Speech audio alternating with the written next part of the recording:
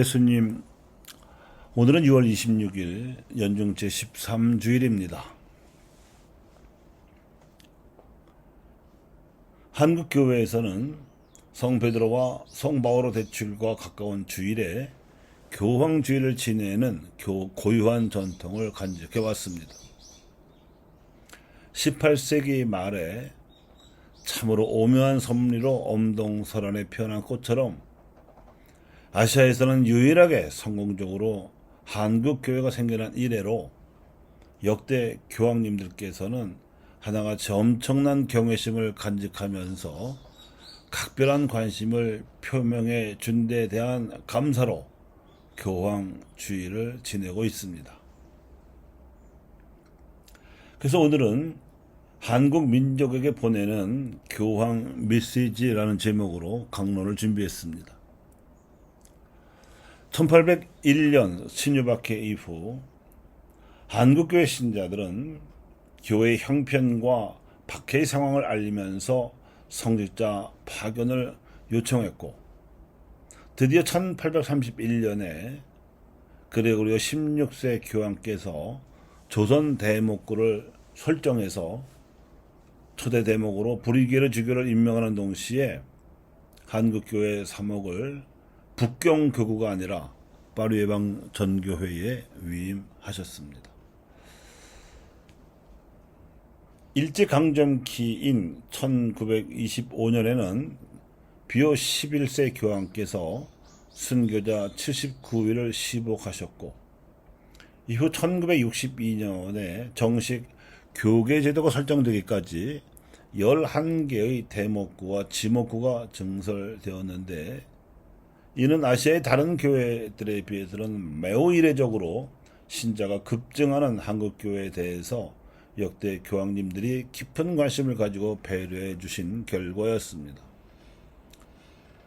또한 1968년에 교황 바오로 6세에 의해서는 한국 순교자 24위에 대한 시복식이 두 번째로 거행되었고, 1984년에는 103위의 순교자들을 시성하러 교황 요한 바오로 2세가 방한하였으며, 1989년에 세계 성체대회를 주관하러 두 번째로 방한하셨는가 하면 2014년에는 프란치스코 교황님이 124위 순교자를 시복하러 방한하였습니다. 통상 바티칸에서 시복 시성식이 열리는 관례를 깨고 한국에 대해서는 예외적으로 교황님이 직접 와서 현지에서 그 나라 신자들과 함께 시복하고 시성해 준 특혜였습니다. 이때 프란치스코 교황님께서는 자신의 메시지를 여러 자리에서 발표하셨습니다. 우선 한 민족에게 보낸 메시지입니다. 프란치스코 교황께서는 청와대에서 방한 첫 메시지를 평화에 대해 전해 주셨습니다. 이사야 예언자가 갈파했던 대로 평화는 정의 열매인 바 오랜 박해와 식민 지배, 그리고 분단의 고통독으로 평화를 잃어버린 채 살아온 우리 민족에게 평화를 실현하기 위한 지혜를 일깨워 준 것입니다. 한 민족의 평화를 앗아간 가해자들은 조선 조정이요 일본 군국주의 세력인가 하면 미국을 비롯한 주변 강대국들인데, 역설적이게도 피해자인 한민족이 먼저 정의로운 삶을 증거함으로써 빼앗긴 평화를 되찾을 수 있음을 역설하셨습니다. 그리고 한국천주교회 지교단을 만난 자리에서는 이렇게 당부하셨습니다. 여러분과 여러분의 형제 사제들에게 권고합니다. 세속화와 능렬화에 온갖 유혹을 물리치십시오. 사랑의 이중 계명을 지키려고 목숨까지 바쳤던 순교자들에 대한 기억의 지킴이가 되고, 그 순교자들이 증거했던 바 가난한 이들과 함께하는 복음 진리에 대한 희망의 지킴이가 되십시오. 성령을 질식시키고 회개를 무사한 일로 대체하며 마침내 모든 선교 열정을 소멸시켜버리는 그러한 정신적 사목적 세속성에서 하늘이 우리를 구원해 주시기를 빕니다.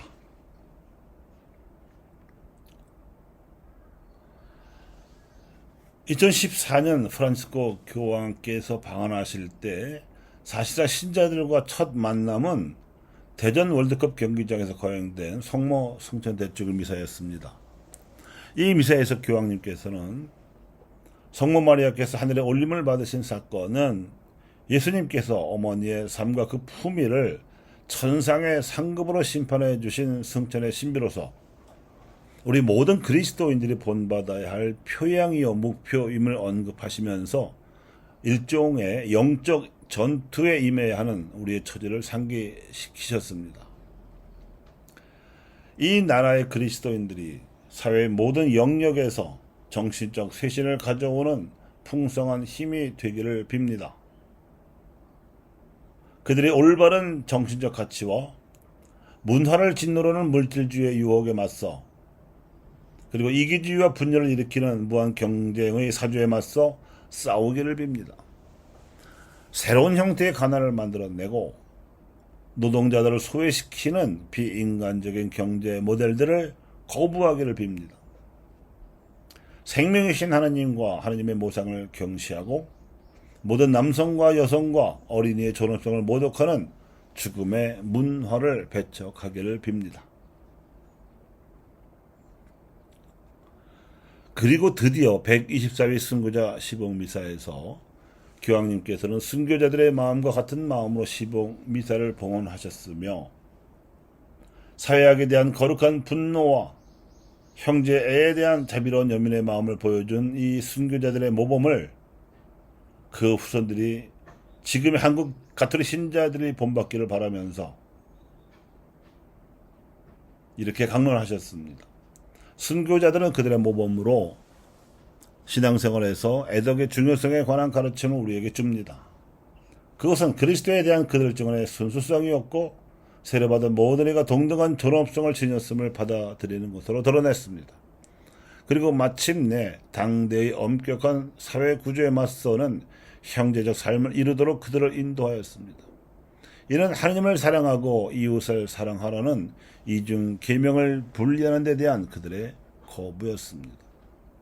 막대한 부유함 곁에서 매우 비참한 가난이 소리 없이 자라나고 가난한 사람의 울부짖음이 좀처럼 주목받지 못하는 사회들 안에 살고 있는 우리에게 순교자들의 모범은 많은 것을 일깨워 줍니다.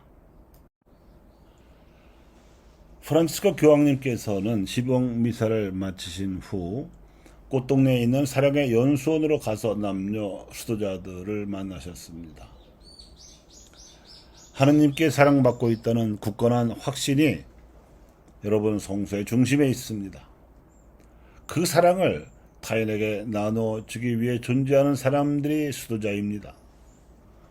이는 하나님 나라의 현존을 보여주는 만질 수 있는 표징이며 천국의 영원한 기쁨을 앞당기는 것입니다. 이 기쁨은 기도생활과 하나님 말씀 묵상과 성사 거행과 공동체 생활에서 자라나는 선물입니다.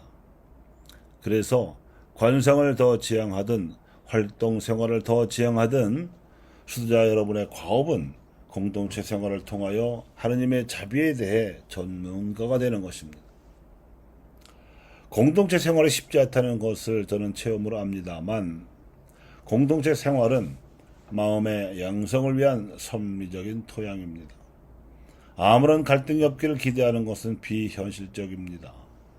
그러한 어려움 속에서도 우리는 바로 공동체 생활을 통하여 자비와 인내와 완전한 사랑 안에서 성장하도록 부름받고 있습니다.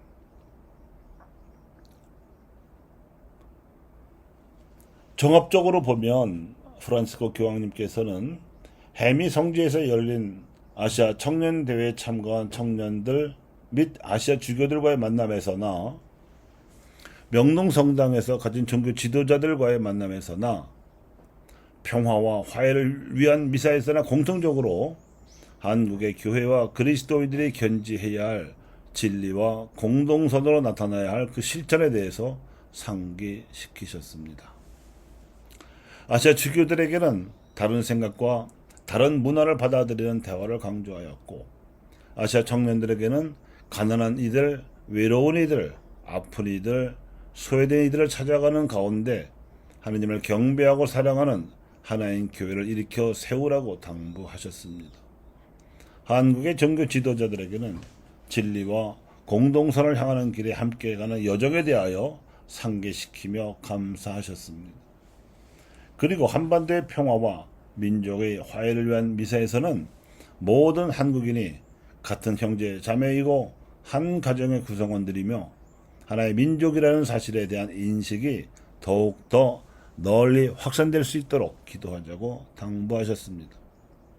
그리스도인으로서 또 한국인으로서 이제 의심과 대립과 경쟁의 사고방식을 확고히 거부하고 그 대신에 복음의 가르침과 한민족의 고귀한 전통가치에 입각한 문화를 형성해 나가기를 요청하신 것도 특기할 만합니다. 이렇게 프란치스코 교황님께서 한국 신자들에게 보낸 메시지는 요한 바오로 2세 교황님께서 보낸 총론적 메시지 위에 보탠 강론입니다. 다른 나라 교회를 방문할 때와는 분명하게 구분될 정도로 구체적이고 또 간절한 메시지를 여러 계층에게 골고루 전했는지, 그 이유는 요한 바오로 2세의 메시지를 이해해야 비로소 밝혀집니다. 무려 25년 동안 교황직에 계시면서 요한 바오로 2세 교황께서는 늘 기도 목록에 한반도를 올려놓고 기도해 주셨습니다. 세계교회 역사상 처음으로 자생적으로 복음을 받아들인 선각자들의 땅, 100년 박해를 보란듯이 이겨낸 순교자들의 땅, 그러면서도 동족 상전의 전쟁으로 갈라진 땅, 이 한반도에서 다시 한번 하느님의 섭리로 신앙의 진리가 평화의 진리로 피어나기를 간절하게 바라셨습니다. 그리하여 하느님을 잊어버린 인류가 하느님의 놀라운 섭리를 목격할 수 있게 되기를 바라셨던 겁니다. 이런 이유로 첫 번째 방문은 한국 교회가 청했지만 두 번째 방한은 요한 바오로 2세께서 자청하셨습니다. 그리스도 우리의 평화라는 성경 말씀을 친히 주제로 정해주셨고 서울에서 세계 성체의 대회를 개최하라고 지시를 하심으로써 아시아를 비롯한 전 세계의 주교들을 한 자리에 불러놓고 바야흐로 한반도에서 시작된 인류 평화를 위하여 기도하셨습니다.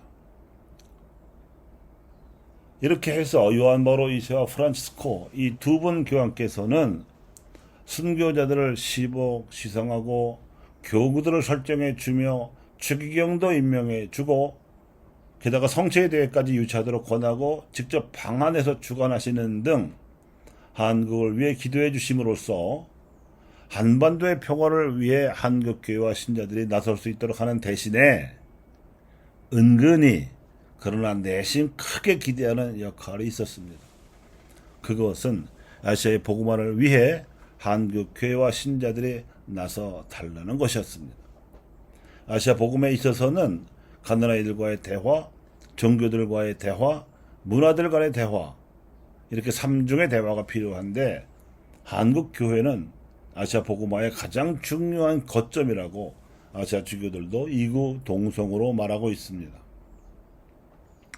그러니까 프란치스코 교황님의 메시지가 저토록 구체적이고 간절했던 배경이 바로 요한 바오로 2세 교황이 그토록 한국 교회에게 공을 들였던 숨은 이유, 즉 아시아 복음화라는 더 원대한 목표를 위해 나서기 위한 채비를 하라는 뜻이었다고 볼 수 있습니다. 한반도 평화와 아시아 복음화, 이 두 가지 지향이 역대 교황님들, 특히 요한 바오로 2세와 프란치스코 이 두 분 교황님의 각별한 관심과 배려로 피어난 복음의 꽃인 한국교회가 맺어야 할 열매입니다. 감사합니다.